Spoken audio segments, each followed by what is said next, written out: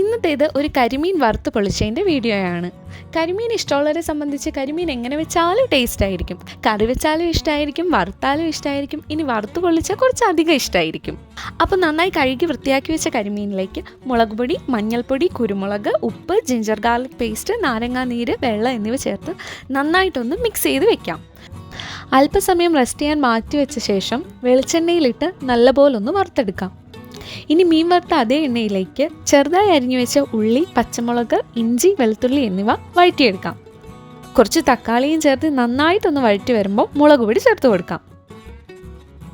ആവശ്യത്തിന് തേങ്ങാപ്പാലും കൂടി ചേർത്ത് നന്നായി ഒന്ന് വഴറ്റി മാറ്റാം.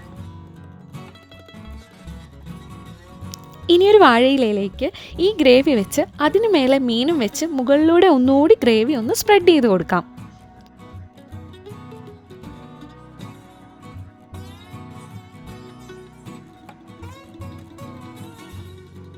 ഒരു പാനിൽ വെച്ച് രണ്ട് വശവും മാറി മാറി ചൂടാക്കി എടുക്കുമ്പോൾ കരിമീൻ വറുത്ത് പൊള്ളിച്ചത് തയ്യാർ.